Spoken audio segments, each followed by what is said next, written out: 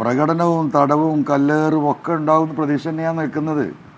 ഞാനിങ്ങനെ എനിക്ക് പൂമത്ത ഇട്ട് എന്നെ ഒരുമിച്ച് സ്വീകരിക്കും, എന്നെ താലത്തിൽ കൊണ്ടു നടക്കുമെന്നുള്ള ബുദ്ധിശൂന്യത കണക്കൂട്ടിയിട്ടാണോ ഞാനിതിന് ഇറങ്ങിയിട്ടുള്ളത്? ഒരിക്കലല്ലോ. അപ്പോൾ അതൊക്കെ നടക്കട്ടെ. അല്ലെങ്കിലും ഇടവണ്ണ താങ്കളുടെ സ്ഥലമാണ്. എനിക്ക് 57 വയസ്സായി. അല്ല ശ്രീ പി വി അൻവർ, താങ്കൾ എപ്പോഴും പറയുന്നത് ഈ പറയുന്ന പൊതിച്ചോറ് കിട്ടുന്നവരും ഓട്ടോറിക്ഷ ഡ്രൈവർമാരുമായ സാധാരണ ഇപ്പോൾ താങ്കൾ ഇന്നലെ പറയുകയാണ് അൻവർ തലകുനിക്കുന്നെങ്കിൽ അത് ദൈവത്തിനും പാവം സഖാക്കൾക്ക് മുന്നിൽ മാത്രമാണ് എന്ന് പറയുകയാണ്. ആ പാവം സഖാക്കൾ താങ്കൾക്കൊപ്പം ഉണ്ട് എന്ന് ഈ ഘട്ടത്തിൽ ആത്മവിശ്വാസമുണ്ടോ പി വി അൻവർ? പിന്നെന്താ, ആഷ്മി ഇവിടെ ഇപ്പോൾ 24 ഇറങ്ങുമ്പോൾ എൻ്റെ വീടിൻ്റെ നേരെ മുമ്പിൽ ഒരു ബോർഡ് വെച്ചിട്ടുണ്ട്. CPM ബ്രാഞ്ച് കമ്മിറ്റി വെച്ച ബോർഡാണ്. എനിക്കെതിരല്ലേ ബോർഡാണ്. ആ ബോർഡ് വെച്ചിരിക്കുന്നത് എൻ്റെ സ്ഥലത്താണ്, കാരണം റോഡിലവിടെ സ്ഥലമില്ല. അപ്പോൾ അവരാ ബോർഡ് അവിടെ വെക്കും, നമുക്കെതിരല്ല വിമർശനമായിട്ട്. അതിൽ അവർക്ക് സ്വാതന്ത്ര്യം ഉണ്ടെന്ന് അവർക്ക്, ഞാൻ ആ മൈൻഡോടെ അത് കാണുള്ളൂ എന്ന് അവർക്ക് അറിയുന്നുണ്ടല്ലേ ധൈര്യത്തിലെ ബോർഡ് എൻ്റെ ഭൂമിയിൽ തന്നെ എൻ്റെ വീടിന് മുമ്പിൽ വെക്കുന്നത്. അത് വെച്ചോട്ടെ, എന്താ, പ്രകടനം നടക്കട്ടെ, മുദ്രാവാക്യം നടക്കട്ടെ, അതിലൊന്നും കുഴപ്പമില്ല. ആ സാധുക്കൾ അത് വിളിക്കുമ്പോഴും അങ്ങനെ തന്നെ. പണ്ടൊരു മുദ്രാവാക്യം ഉണ്ടായിരുന്നു, ആഷ്മി വിളിച്ചിട്ടുണ്ടാവും, പൊന്നു കായ്ക്കും മരമായാലും പുരക്കുമീതെ ചാഞ്ഞു നിന്നാൽ വെട്ടിമാറ്റും കട്ടായം. അത് CPM അടിസ്ഥാന നയമല്ലേ. അപ്പം ഇവർ തെറ്റിദ്ധരിപ്പിച്ചിരിക്കുകയാണ്. ആ തെറ്റിദ്ധരിച്ച സഖാക്കൾ കുറച്ച് കഴിയുമ്പോൾ കാര്യങ്ങൾ മനസ്സിലാവും. ഇപ്പം ആ പൊന്ന് കായ്ക്കുന്ന മരമായാലും വെട്ടിമാറ്റും കട്ടായം, ആ മുദ്രാവാക്യമായിരിക്കും വൈകുന്നേരം ഉണ്ടാവുക. ഇതൊക്കെ നമ്മൾ എത്ര കണ്ടതാശ്മി, നമുക്ക് അറിയുന്ന കാര്യങ്ങളല്ലേ.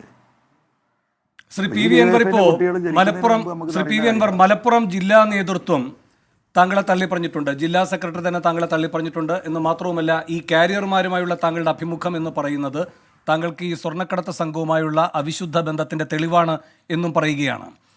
അപ്പോൾ അങ്ങ് പറഞ്ഞുകൊണ്ടിരുന്നത് ഈ പാർട്ടിയുടെ പ്രവർത്തകരുടെയൊക്കെ പിന്തുണ അങ്ങേക്കുണ്ട് എന്നാണ്. ജില്ലാ സെക്രട്ടറി തന്നെ അങ്ങേ കൈയൊഴിയുകയാണ്. ആ സാഹചര്യം എന്ത് സന്ദേശം ജില്ലാ നേതൃത്വം അല്ലെങ്കിൽ ജില്ലാ പാർട്ടി സംവിധാനം നൽകുന്നു എന്നാണ് അങ്ങ് ഉൾക്കൊള്ളുന്നത്?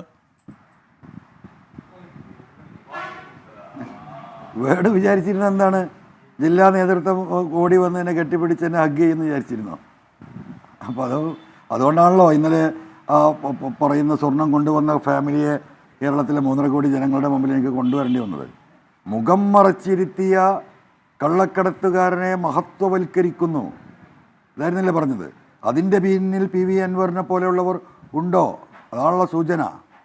അപ്പം മുഖമൊന്നും മറച്ചിട്ടില്ലല്ലോ, വളരെ ഓപ്പണായിട്ടല്ലേ ഈ പൊതുസമൂഹത്തിന് മുമ്പിൽ വന്നത്. ഇതല്ലേ ഈ നാട്ടിൽ നടക്കുന്നത്? ഈ രീതിയിലല്ലേ പോലീസ് ഈ സ്വർണം അടിച്ചു മാറ്റുന്നത്? 3 കൊല്ലമാണ് എൻ്റെ വേണു ഈ പ്രോസസ്സ് നടന്നത്. രാത്രി 10 മണിക്ക് ശേഷം എയർപോർട്ട് തൊട്ട് താഴെ ജംഗ്ഷൻ വരെ കടകൾ തുറക്കാൻ പാടില്ല, ഹോട്ടൽ തുറക്കാൻ പാടില്ല. രാത്രി ഷിഫ്റ്റിൽ വർക്ക് ചെയ്യുന്ന കരിപ്പൂർ എയർപോർട്ടിലെ ജോലിക്കാർക്ക് ഭക്ഷണമില്ല. രാത്രി കാർഗോ കയറ്റി അയക്കാൻ പോകുന്ന കയറ്റിറക്ക് തൊഴിലാളികൾക്ക് ഭക്ഷണം കഴിക്കാൻ മാർഗമില്ല. എല്ലാ കടവുകളും സുജിത്താസ് അടപ്പിച്ചില്ല. ഏത് നിയമത്തിൻ്റെ ഭാഗം? ആ സമയത്ത് ഇറങ്ങി വരുന്ന ഈ പാസഞ്ചേഴ്സിനെ ആ മറവിലിട്ടിട്ടാണ് പോലീസ് പൊക്കുന്നത്. എത്ര വാർത്തകൾ വന്നതാ, ഇല്ല നിഷേധിക്കാൻ പറ്റുമോ? ഞാൻ ബഹുമാനപ്പെട്ട മുഖ്യമന്ത്രിയോടും ബഹുമാനപ്പെട്ട പാർട്ടിയോടും എനിക്ക് പറയാനുള്ളത്, മുഖ്യമന്ത്രി തന്നെ പറഞ്ഞ സ്റ്റേറ്റ്മെൻറ്റ് പ്രകാരം ഏകദേശം 188 കേസാണ് പോലീസ് പിടിച്ചിട്ടുള്ളത്. ഈ കേസ് അന്വേഷിക്കാൻ കേരളത്തിലെ നിലവിലുള്ള ഒരു സിറ്റിംഗ് ജഡ്ജിയുടെ അധ്യക്ഷതയിൽ ഈ കേസ് അന്വേഷിക്കാൻ പാർട്ടി തയ്യാറുണ്ടോ? CPM തയ്യാറുണ്ടോ?